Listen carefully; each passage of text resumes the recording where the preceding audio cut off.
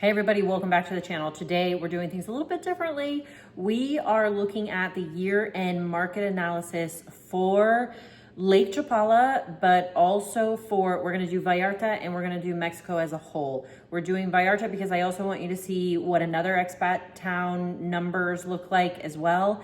And then I wanna do Mexico as a whole so that you guys know like what Mexico did as a whole and how it differs from just these little pockets of expat towns. So let's get started. Our year-end market analysis for 2025, okay? I know January's almost over, but thank God I didn't start this in February, okay? All right, first thing we're looking at, Lake Chapala stats. So in 2024, we sold 259 residential listings. Our highest year was 2022 at 497 listings sold. Now, that's probably not a surprise to most people because I feel like the whole world kind of did well in 2022 as far as real estate goes. But if you look at the number of residential listings sold, we sold 259, but we have about 300 agents in this town, okay? So that's not a lot to go around. I mean, it's still a small town. So our MLS covers from Chapala to Joco and then over to East Labucan, over the mountains to the north, and then to the south across the lake, Tuxcueca and San Luis Soyalan. So that's 259. Now, that's all that the MLS recorded. That doesn't mean that there were, other sales going on off of the MLS. That happens as well. And typically we usually add, I wanna say maybe 30% to that. So you can add 30% to 259, but I always go by the MLS. And honestly, a little tidbit for you guys, I don't personally work with properties that are not listed on the MLS. I feel like if they're not listed, there's a reason for it, that there's something wrong with it. It's gotta go through probate. Something's going on. The reason why it's not on the MLS, because for sale by owner doesn't work too well very often. So if you're one of my buyers, I'm always looking on the MLS. I'm not trying to find like the deals on the side. It's not the same here as it is in the United States, okay? So just keep that in mind. Now, there is such a thing as like, you see a property you love and you knock on the door and you ask if they'll sell it to you. We can do that. But, if people have a listing and it's for sale by owner and they don't want to put it on the MLS, I don't touch it. Okay. So the average asking price for 2024 was $390,000 US. The average selling price was $368,000 US, which is a really good sign because when I first started real estate here, the average selling price I think was about 300 to 330. So it's increasing a little bit. That's good news for sellers. Not so good news for buyers, but as we all know, real estate is always on an upward trajectory. So lowest selling price in 2024 was $50,000. Highest selling price was 1.2 million. And then the average days on market was 104 days. I would say the average is 30 to 90 days is about how long properties sit on the market. With the exception of 2025 and probably this year, they're going to be sitting a little longer because we have a crazy amount of inventory right now. 2025, let's see how it compares. So 278 residential listings sold, which is surprising to me because it felt like a slow year. It felt like we were all getting listings and not too many buyers. So that's very surprising that it was higher than 2024, and that's great. It actually was my best year ever, but I guess towards the end of last year is when we kind of started slowing down. So that makes sense. That makes a lot of sense. The average asking price was $382,000. Average selling price was $360,000 US. That's lower than 2024. Wow. Okay. Lowest selling price, $70,000. That was higher than 2024. Highest selling price was 1.1 million US. Average days on market, 127. It went up, and we know that for a fact. We have so many price reductions on the MLS right now, and all of our listings are just sitting. We have buyers, but they're buying in the 300s, They're looking for a good deal for their money. That's what they're looking for right now. This isn't all about a vacation home anymore. We want to get out of the US and we want to find something that is just good for us to live in, for however long we want to live in. If we want to die here, if we don't, whatever it is, they're looking for a deal. So where were we? Average days on market 127. Difference in asking and selling 5.61% in 2025, and in 2024 it was 5.64%. So not bad. That number went down just a tiny bit. Okay, homes sold versus days on market. In 2020, you can see that we sold about, I would say maybe around 240 homes. And then in 2021, it jumped up to like 450. And so did your days on market. Like, these homes were sitting for a while, but we did a lot of sales. That's great. Okay, so 2022 was even higher. 2023, we started going a little bit lower. 2024, a little bit lower. In 2025, a little bit higher than 2024. But the days on market were much, much less in 2024. And then you see in 2025, it kind of bumps up a little bit. And I suspect that in 2026, that days on market is going to go even higher, and sales probably going to go even lower. Now I want to take a look at the lots in each area. So we have Chapala. You can see that the lot price went up in 2025. And then Ribera's went down a little bit, and that's because Ribera's has some water issues here and there. It's mostly septic. They're starting to resolve those issues. So when more people buy homes and they replace their septics or they rebuild, the water problems become less and less. I don't think there are municipality issues as to water getting delivered to the homes. And then it also depends on the size of the aljibe, the underground storage, or the tinaco, which is the on the roof storage for water. Depends on the size of that. So if you have a big one, I mean, you can get water trucked in every couple months if you want to, if there is a water shortage. I think more than anything, Ribera's has drainage issues more than they have water coming into the properties. Let's see, San Antonio went a little bit higher. Ajijic went higher. West Ajijic went a little bit lower. San Juan Cosala bumped up, and Jocotepec bumped up as well. Nice. Okay, so let's see. Ajijic land worth in 2024 was $580 per square meter. Then it bumped up to $620 per square meter in 2025. So if you guys saw my video from yesterday, the first property in it was priced for the land only. So it was about 12,000 pesos per square meter. There's a structure on it that you can save if you want, or you can demolish if you want. But the entire listing is priced for the land only. So it's priced at about $620 per square meter. West Ajijic was $410 in 2024 and $372 in 2025. All right, real quick, I want to talk about buyer demographics. I think that this is going to surprise some people, and maybe it won't. I could be wrong. The buyer demographics for 2024, Americans outnumbered everybody. So in 2024, we had 164 sales by American buyers. And then next up was 148 Mexican buyers, 23 Canadian buyers. Other is 2. I don't know what other means. Aliens from outer space. I don't know. And then 1 European. And then in 2025, the Mexicans outnumbered the Americans. I went back to all the numbers as far as the MLS will go. It usually goes back about 10 years. The Americans always outnumbered everybody. 2025 was the first year where the Mexicans outnumbered everyone, okay? And that's great news that Mexicans are buying properties here. That's, we need more of that. And then, so Mexicans were 185, Americans 163, Canadians 33, aliens from outer space 2, European 1, South American 1, and Australian 1. We did have a lot more Australians come here to Mexico post-COVID as well. So that's interesting. 2026, pricing accuracy matters more than ever. Overpricing is punished with time, reductions, and stigma. Now, I know that the same thing is going on in the United States right now, especially California, Florida, Texas, maybe even New York, where people are overpricing their properties because their property value they need it to be above what their mortgage is. They want to make money off of their investment, but unfortunately what's happening is that the market is saturated and we have so much inventory. And typically what happens, Mexico tends to mirror whatever's happening in the United States, or not all of Mexico, but Lake Chapala does.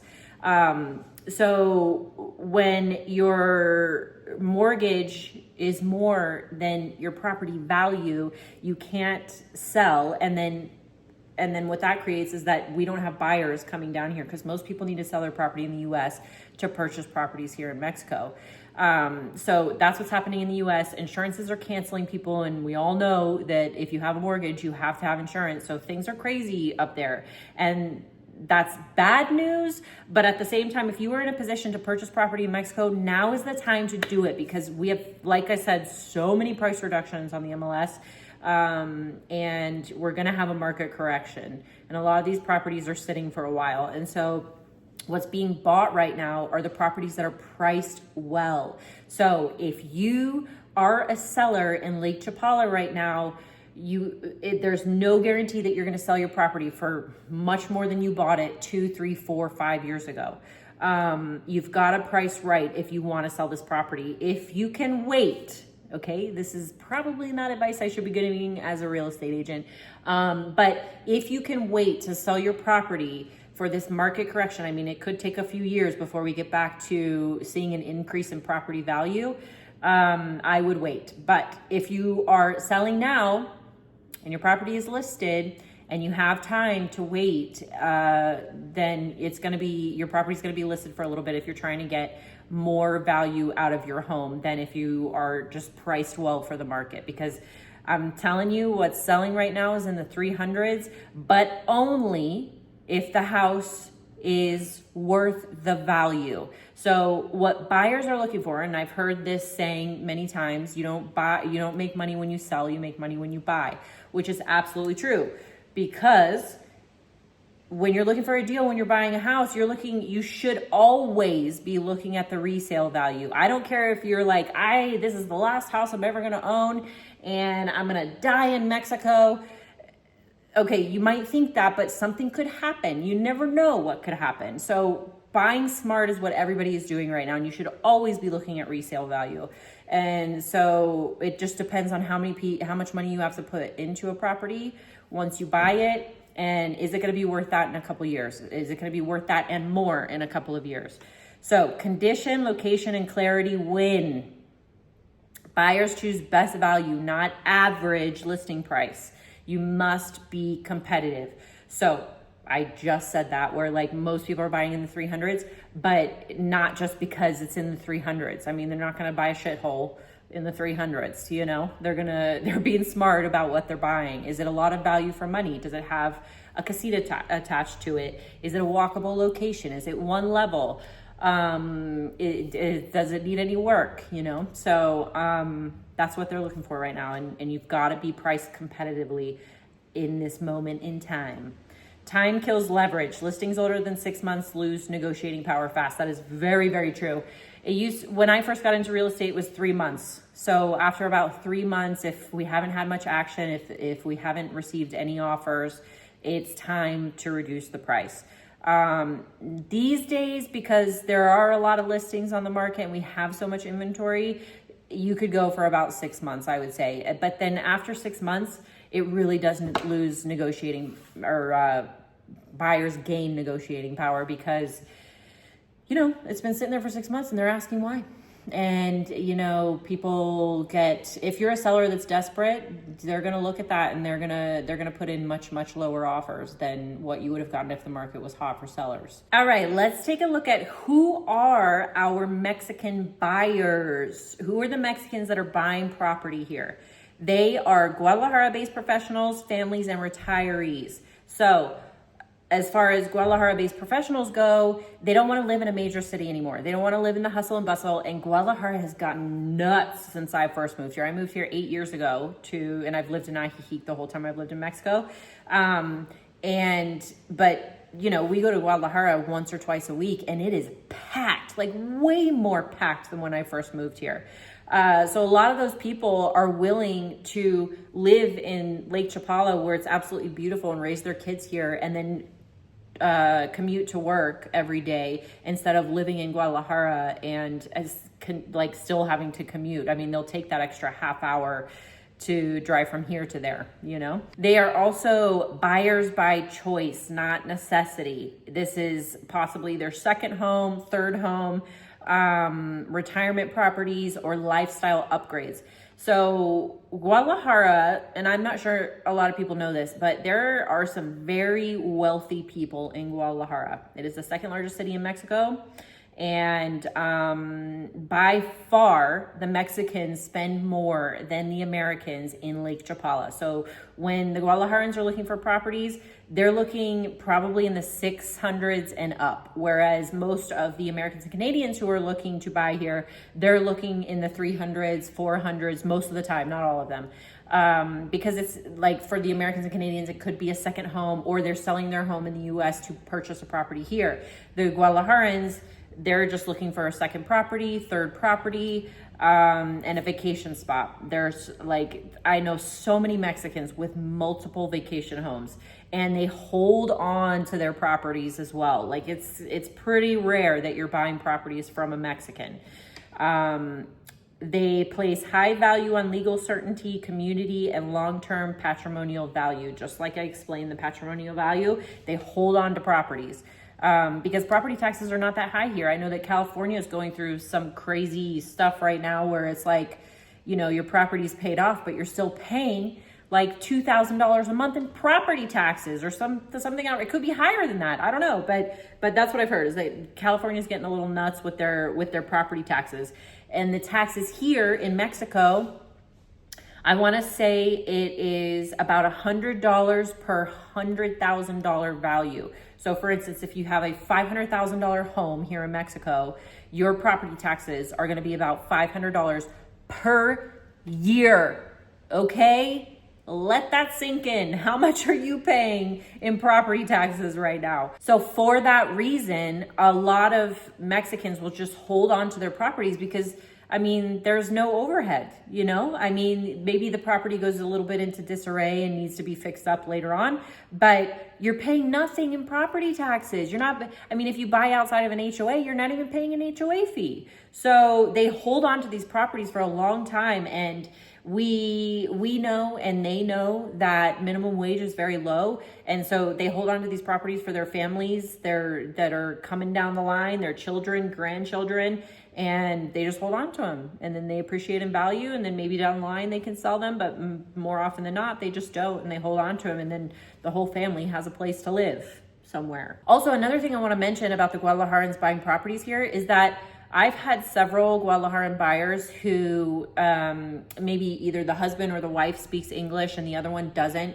For instance, I had this couple where the husband spoke English very well, but the wife wanted to learn English. So they were looking for a property in Mexico or in Lake Chapala, and they specifically wanted to be in an area that was predominantly like Americans or Canadians, or I mean, there's no real place that's like predominantly Americans or Canadians, but they wanted to be in an area where there were a lot of expat English speakers so that she could learn to speak English. So that is something that's happening as well. Mexico in relation to the US and Canada. Inventory in the US is rising, still tight. Canada rising near average. Lake Chapala high versus norm. So rates matter in the US? Yes. Canada, yes. Here, no, because buyers purchase property mostly in cash. Another little tidbit for you guys is that it is near impossible to get financing in Mexico as a foreigner, okay? You have to jump through an insane amount of hoops. And even if you are a Mexican citizen, let's say you're a dual citizen and you wanna move to Mexico from the US, even as a Mexican citizen, it's gonna take time. If you work your ass off for like 5-6 years, you open 10 credit cards and you max them, pay them, then that opens up the possibilities for a mortgage loan. Okay, your best bet is going to be a mortgage company that's in the US, like Moxie Global. I believe that's moxieglobal.com. I'll check that out. And they're an American and Canadian based company, and they will give you mortgages for purchasing property in Mexico, and their terms are not that bad. When I first heard about them, I was like, whoa, who's gonna qualify for that? Like a very small percentage of people. But lately they've reduced those qualifications, and so a lot more people are using them to purchase property here and get a mortgage.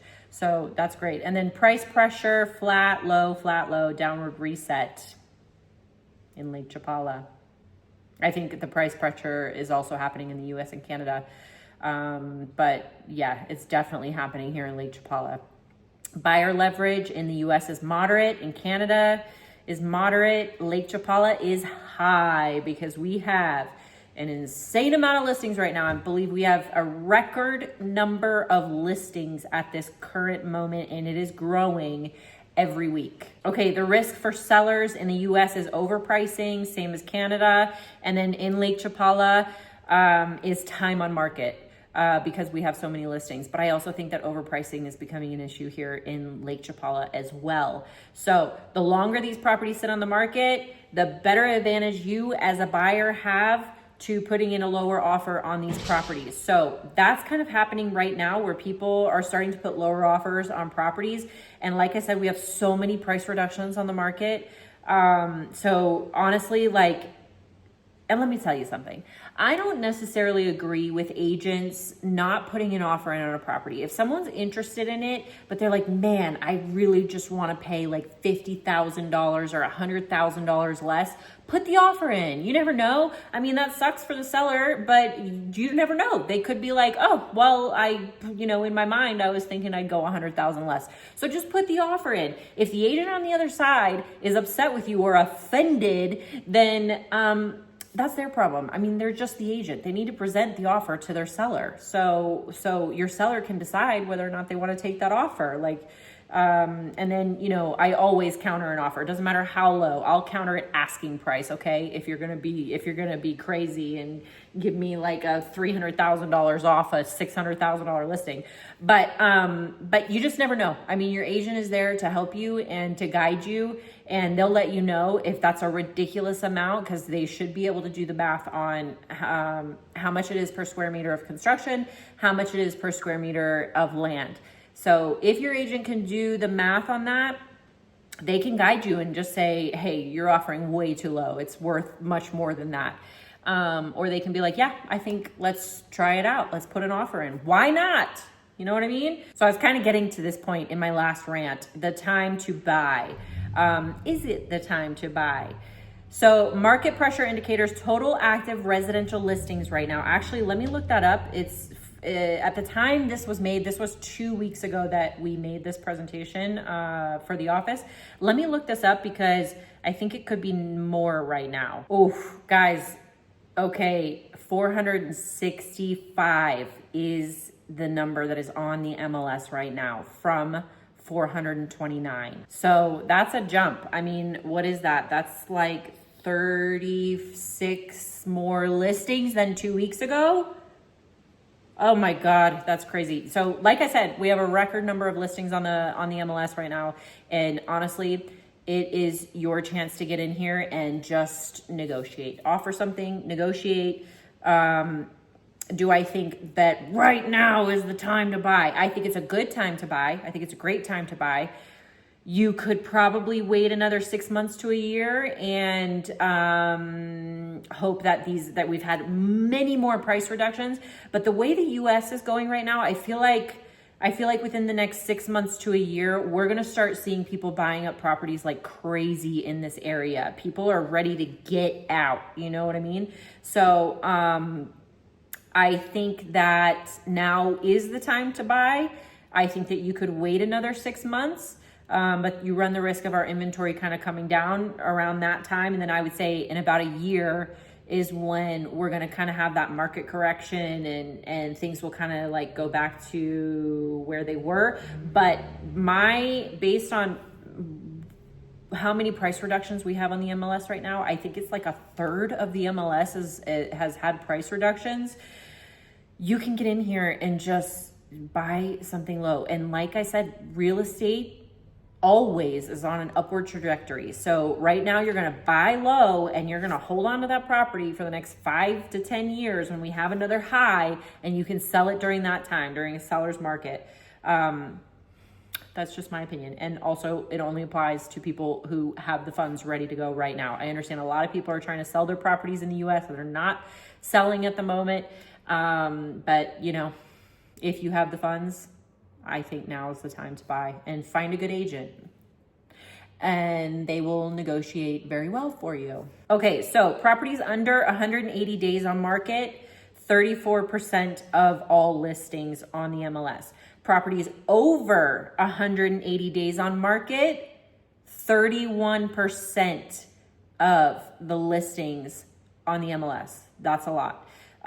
Price reduced, 25%. Okay, so we're at a quarter. Let me look and see what it is right now. 92 listings on the MLS are currently, they have a price reduction. So we're at a quarter still. So 25% of the listings on the MLS have been reduced in price. That's still quite a bit. That's a quarter of the MLS that has had price reductions. And they may even still be willing to go lower than that at those price reductions, because you never know. Like, some of these price reductions just happened. Some of them happened 3 months ago. So that's something to check out. All right, now let's talk about Puerto Vallarta in 2025. Single family homes. 2024, it was a seller's market with limited inventory. Okay, so inventory was low. It was a seller's market. Buyers were coming in and grabbing stuff up. 2025 was a buyer's market with much higher inventory. So basically the same thing was happening in Vallarta that was happening here in Lake Chapala. Listing count is up 18% in 2025 compared to 2024. Prices are 24% higher in 2025 than in 2024. That is a big jump. 2025 saw an average of 269 days on market. That's a lot more than this area. Ours was 160, I believe. 27% longer than in 2024. 2024 average home price was $480,000 US dollars. 2025 average home price was $530,000 US dollars. Vallarta's going up there. Okay, so overall inventory is up in Vallarta. Prices are rising. Sales volume is up while market pace slows because inventory grew even faster than buyer demand. That's what's happening here in Lake Chapala. Buyers now have leverage in Vallarta, just like they have leverage here in Lake Chapala. Okay, now all of Mexico, 2024, 9.5% increase in prices, which is a little bit less than these little expat pockets. 2025, 8.2% increase in prices. 2025 was a big year for investors. The demand for homes increased. Okay, so, and then let me finish this. Mexico as a whole, not seeing such a volatile market, but is steadily increasing. So Mexico as a whole did really, really well. They didn't have some crazy fluctuations or crazy lows. They're just staying steady and they're doing pretty well as a whole. So now what they were saying about the investors and the demands for homes increase, we actually saw that happen in Lake Chapala too, where investors and developers were coming into this area and buying land and building condos, or, you know, like 3 units on 1 plot of land, something like that. And we were seeing a lot of investors come here from Guadalajara and other parts of Mexico, put their money into this area. But Mexico as a whole has been building. And if you're watching any of the news, Mexico's doing pretty well, despite the other, you know, crazy stuff going on. And we can talk about that in another video. And if you guys have questions specific to Mexico or Lake Chapala area and all that, leave the comments down below, and I can do a separate video on just, like, you know, Q&A on things that are happening in Mexico. But overall, 2025 was a really good year for Mexico as a whole, and investors and developers building properties for people to live in. Okay, foreigner impact. This might hit a nerve for some people, but I feel the need for speed. I feel the need to tell people what's really going on around here, okay? Because sometimes I get comments on my YouTube channel where people are like, oh, leave the properties for the Mexicans and gringos get out. And it's like, I feel like the English in the comments is so good. It's like American English, like they're living in the US and they're commenting about gringos go home. And you can call them foreigners, you can call them expats, you can call them immigrants. Whatever you want to call us, them, anybody is fine with me. I don't care, okay? All right, so here is the foreigner impact on the nation of Mexico.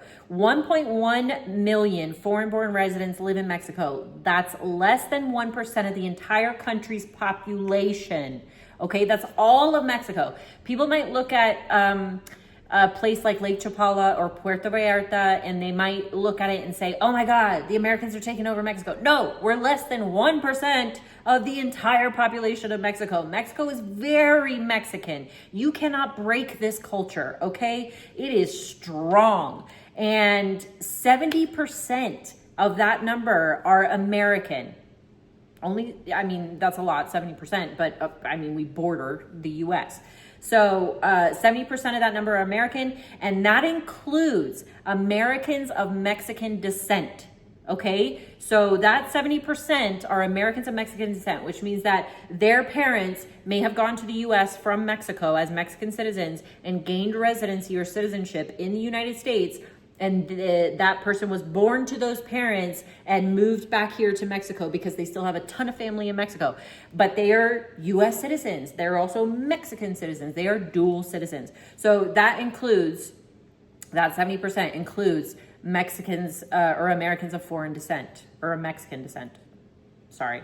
Okay, Guadalajara saw a 12% increase in land prices. This is important because a lot of people want to blame the foreigners, the Americans, the Canadians, on the increase in land value in Lake Chapala specifically. I mean, I'm here, I know it firsthand that a lot of people will comment on my YouTube channel or just randomly somewhere will say Americans and Canadians are the reason for the land and like why everything's so unaffordable and expensive. Hey, listen, a lot of people in the US can't afford homes either. So, are we blaming Mexicans on that? I don't think so. Okay, so Guadalajara, where very few foreigners live, okay? 25,000 Americans live in Guadalajara. Guadalajara saw an increase in land prices a 12% increase in land prices for the year of 2025. And the Americans make up 0.4% of the Guadalajara population. All right, I feel like I'm going on a little rant here.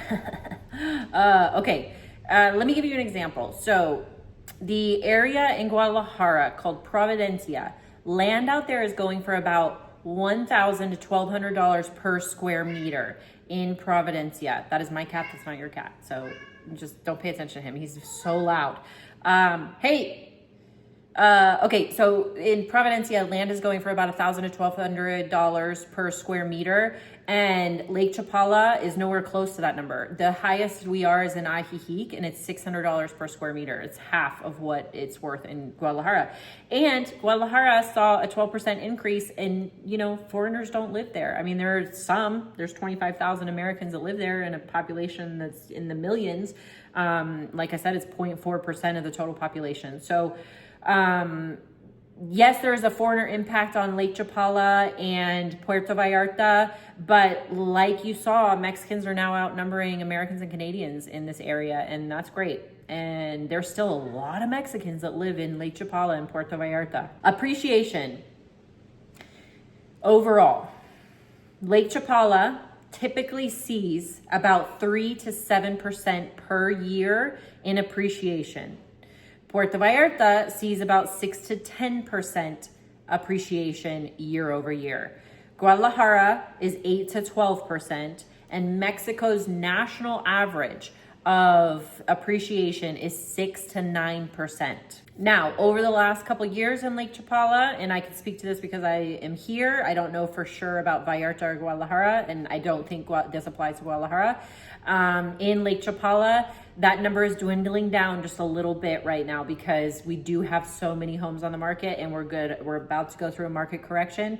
So that appreciation number is probably going to be a little bit lower for the next couple of years. All right, now we're getting into the recap and what's next. Okay, 2024 was more seller advantage, okay?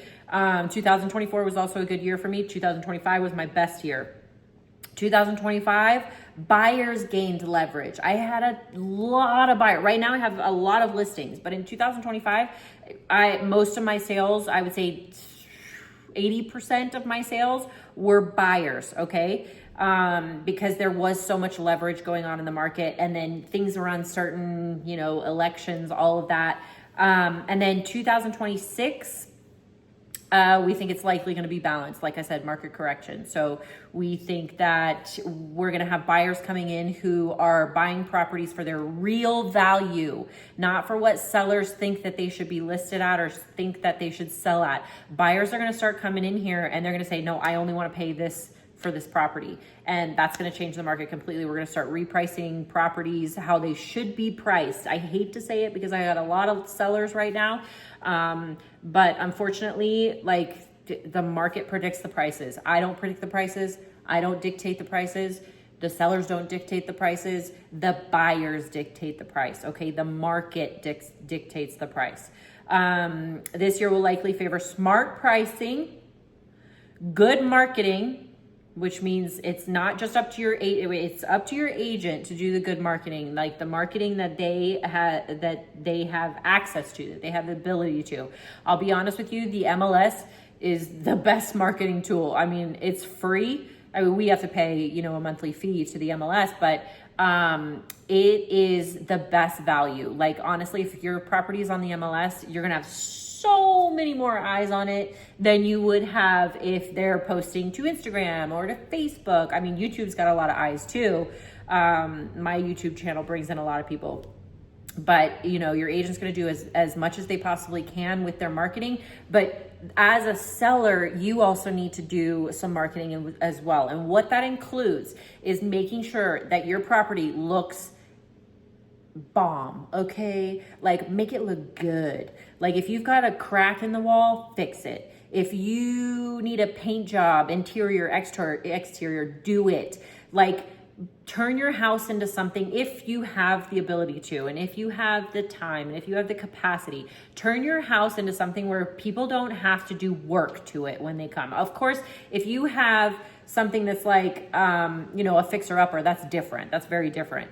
But if you are selling a property as is and you think it's great, it could be great, but put in like a little extra effort and a little extra money, especially if you want to get money back. Everybody knows to make money, you have to put money in. Okay. So, like just make your property look so good and, you know, people are going to be like, wow, I don't have to do anything to this, or whatever I do have to do is a little bit of aesthetic and I want to put my own swing on it anyway. So, that's what that's what they're looking for. That's what people are looking for. Okay. All right. Okay. Maybe some people have heard this, but the best time to buy real estate was yesterday. I don't even know why I put that in there. Okay. Now, the Lake Chapala Market Insider, I told you guys about this in my last video, that I have put together a newsletter, okay? It's called the Lake Chapala Market Insider. It's a weekly send out. So you pay $11 a month and you get a newsletter every week, and you can cancel anytime you like, anytime. In this newsletter, let me pull this up. All right, so in this newsletter, you're gonna go to my website, therealamandaturner.com, and click on newsletter, and you will see that we are here at the Lake Chapala Market Insider. It's $11 a month, and this is what you'll receive every Saturday. So we are putting this newsletter together. We've put a lot of work into this Market Insider and what's going to be included into it and everything. There's been a lot of work that's gone into this. Okay, so what you'll receive every Saturday, you're going to get real market intelligence. So on the MLS, we have the archives, and the archives are only available to agents in the Lake Chapala area. A lot of agents probably aren't going to like the fact that I'm giving you this information, but I think it's necessary. I mean, you should be an informed buyer. You know what I mean? Of course, I'm going to do my work for you, but real estate agents have a stigma. Like people think they're lying all the time. I can't even tell you how many times I've been lied to by my clients. Okay. Anyway, so this is going to give you real market intelligence that you can only get from the Chapala MLS archives if you are an agent. Only agents can log into the Chapala MLS. So I'm going to give you this information. I'm going to let you know, about what's selling, what's been sitting on the market, what our price reductions are looking like, everything that you can't see as just a regular buyer. I'm going to give that information to you. So we're also going to feature a property deep dive. So I'm going to find a property on the MLS that I think is priced really well or has great negotiating power and has a lot to offer for what the price is, okay? And I'm gonna do a deep dive on that property, tell you what I like about it, what I don't like about it, but also why I think it's a really good buy. We're gonna do neighborhood reality reports, so that'll be like what each neighborhood is going for, like the price per square meter of land, or just different things that are going on, like the whole thing with Riberas and how the water situation is a little questionable, but is getting better. Okay, I'm going to give you some investor tips. So for those people, the United States, Canada, and Mexico are very different, okay? So a lot of people will expect to come down here to Mexico and fix up a property based on what they know about fixing up properties in the United States. It's so different here, okay? Let me give you a good example. So in the United States, we have a lot of contemporary homes. We have a lot of new builds that are very contemporary, modern, a lot of clean lines and beiges and whites. In Mexico, for the Americans and Canadians, they want the traditional style properties that have a lot of Mexican character, okay? And you can turn a home into something that has all that Mexican character for pretty inexpensively. I mean, it's brick and it's, you're going to do cantera stone is a little bit more expensive, but I mean, it really like spices up a property and makes it look so elegant. I love cantera. So, anyway, I'm going to give you the investor tip. So if you're buying a property and you are being a smart investor, whether it's going to be a home you live in or a home that you rent out, I'm going to give you some tips on how to increase the value of your property should you need to sell it later on. Understanding real estate laws. I'm going to do a deep dive on a recent law that's just been passed, or maybe a law that's been in place for a while, and just give you like a full understanding of that real estate law each newsletter. Lifestyle availability. We're going to focus on a business in this area, in Lake Chapala, possibly even Guadalajara, that you would find useful as someone moving to this area. And I'm not talking about my favorite restaurant, okay? Maybe I'll go into a restaurant, like into a deep dive into a restaurant or something, if I think it's really worth it. But, there's restaurants everywhere. But people need to know, is there, I don't know the example, like a veterinary, I don't know, whatever. I'm going to tell you about a business in this area that it would be useful to you as someone who's moving to this area brand new. What's in the news? Lake Chapala area and maybe Guadalajara only. We're not going to do all of Mexico. We're just going to do this area. Some anything that's being updated or just town things that are happening. And then we're going to do subscriber Q&A. So most asked questions, and we'll get into those answers in that as well. So that newsletter, the Lake Chapala Market Insider, is available on my website. It's $11 a month. You can cancel anytime. And with that $11 a month, you get a newsletter every week. And yeah, I think that's it, guys. And then don't forget that we have a bed and breakfast, and in Ajijic Centro. We're right next door to the Lake Chapala Society, and we're walkable to everything, and we have all the amenities, and we've won many awards. And if you are coming down to this area, stay with us. It's called Estrellita's Bed and Breakfast, and attached is our cafe that's open every day, 8 a.m. to 8 p.m. We have excellent Wi-Fi, covers the whole property. And yeah, we would love to have you guys. I feel like, oh my God, I can breathe. This is over. I'm just kidding. Okay, so pretty much what we went through in this newsletter is going to be kind of what in this video is going to be kind of what the newsletter covers. So just so you guys know. And I think that's it. Leave your questions in the comments down below, and I'll see you guys for the next video. Bye.